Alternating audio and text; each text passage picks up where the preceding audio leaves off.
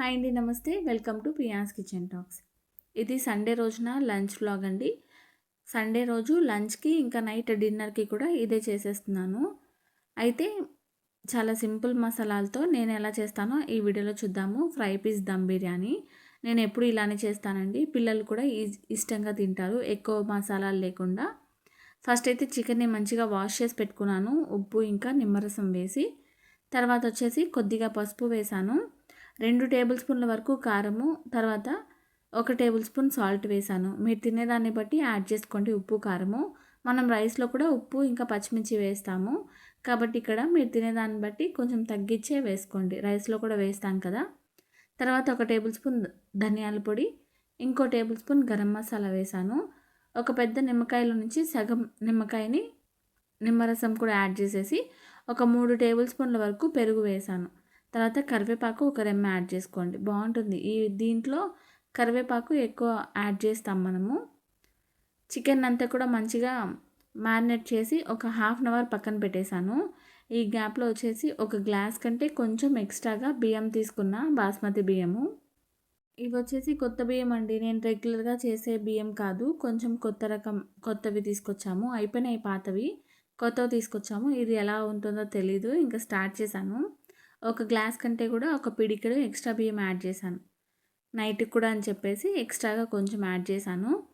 తర్వాత వచ్చేసి నేను టమాటో వేస్తున్నానండి బిర్యానీలో. మీరు కావాలనుకుంటే స్కిప్ చేసేయచ్చు, మీరు టమాటో వద్దు అనుకుంటే వేయకండి. తర్వాత ఆనియన్స్ ఇంకా పచ్చిమిర్చి కట్ చేసుకున్నాను. బియ్యంని కూడా బాగా కడిగేసి ఒక గిన్నెలో తీసుకున్నా.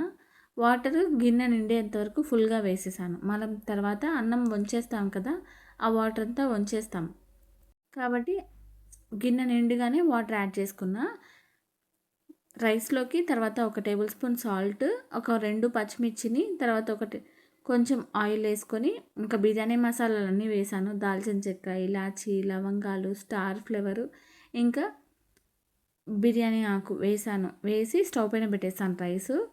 ఇంకా చికెన్ అయితే కుక్ చేసుకుందాము. స్టవ్ పైన గిన్నె పెట్టేసుకొని మళ్ళీ బిర్యానీ మసాలాలన్నీ వేసాను. దాల్చిన చెక్క, ఇలాచి, లవంగాలు, స్టార్ ఫ్లేవరు, తర్వాత పచ్చిమిర్చి వేసాను. తర్వాత ఆనియన్స్ కూడా వేసాను. ఆనియన్స్ మనకి బాగా బ్రౌన్ కలర్ అయిపోవాలి, అప్పటి వరకు ఫ్రై చేయండి. తర్వాత వచ్చేసి కరివేపాకు మళ్ళీ ఒక 2 రెమ్మలు వేసాను. తర్వాత గుప్పెడు పుదీనా, గుప్పెడు కొత్తిమీరని కూడా వేసాను.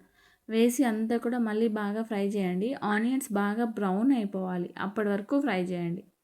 తర్వాత సన్నగా పొడవుగా కట్ చేసుకున్న టమాటోస్ కూడా వేసాను. టమాటోస్ 2 తీసుకున్నాను. మీరు టమాటోలు కావాలనుకుంటే అసలు వేయకండి, లేదనుకుంటే కూడా ఒకటి వేసుకున్నా కూడా బాగుంటుంది. టమాటోస్ వేస్తే బాగుంటుంది, కొంచెం పలావ్ లాగా. బాబుకి ఇలా వేస్తే ఇష్టం అని చెప్పేసి ఇలా చేస్తున్నాను.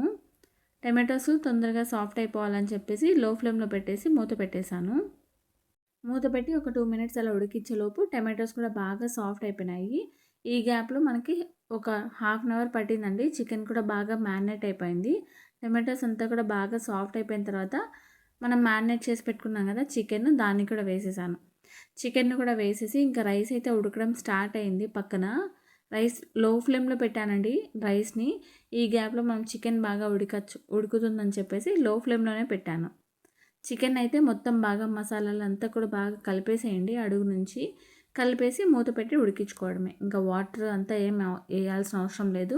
చికెన్లో ఉన్న వాటర్ ఇంకా మనం పెరుగు కొంచెం వేసాం కదా, కాబట్టి అదే సరిపోతుంది. టమాటోస్ కూడా ఉన్నాయి కదా, ఆ వాటరే సరిపోతుంది. చికెన్ బాగా ఉడికిపోతుంది. రైస్ కూడా మనకి ఆల్మోస్ట్ బాగా ఉడికిపోయింది. మీరు ఒకవేళ రైస్ ఇంకా పొడి పొడిగా కావాలనుకుంటే ఈ స్టేజ్లో స్టవ్ ఆఫ్ చేసి రైస్ అంతా కూడా స్ట్రెయిన్ చేసి పెట్టేసుకోండి. ఒక దుంకల గిన్నె ఉంటుంది కదా, దాంట్లో వేసేసుకొని ఆ వాటర్ అంతా తీసి పక్కన పెట్టేసేయండి. లేదు ఇంకా పిల్లలు ఉన్నారు, ఇంకొంచెం బాగా రైస్ ఉడకాలి అనుకుంటే జస్ట్ ఒక 2 మినిట్స్ ఎక్స్ట్రాగా ఉడికించి రైస్ దమ్ చేసేసుకోవడమే. ఎలా చేసుకున్నా కూడా టేస్ట్ బాగుంటుంది. రైస్ మరీ పొడి పొడిగా ఉంటే పిల్లలకి అరగదంటారు కదా, కాబట్టి కొంచెం బాగా నార్మల్ మనం రైస్ ఉడికించుకుంటాం కదా, అలా ఉడికించుకున్నా బాగుంటుంది. ఇక్కడ వచ్చేసి చికెన్ ఆల్మోస్ట్ ఉడికిపోయింది. చికెన్లో ఉన్న వాటర్ అంతా కూడా ఇంకిపోయినాయి. ఒక పీస్ తీసి చూసాను, సాల్ట్, కారం అన్నీ కూడా పర్ఫెక్ట్గా సరిపోయినాయి.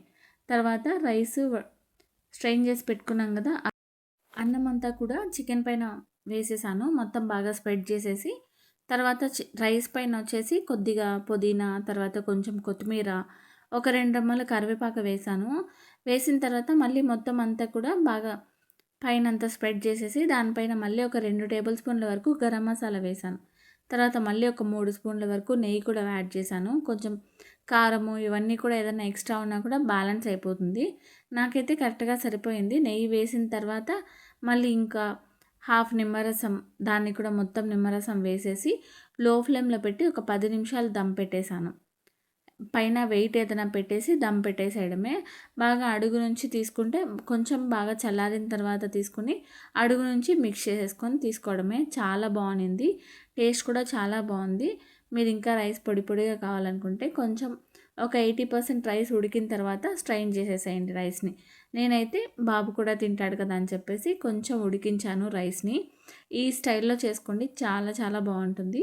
ఇంకా మనము ఫంక్షన్స్‌లో చేసుకుంటాం కదా! ఆనియన్ రైతా అలా చేశాను. ఆనియన్స్ ఎక్కువేసి పెరుగులో కొంచెం సాల్ట్ ఏసి రైతా కూడా చేసేసాను. నచ్చితే లైక్ చేయండి. మళ్ళీ నెక్స్ట్ వ్లాగ్‌లో కలుద్దాం. అంతే ఈ వీడియో. Bye bye.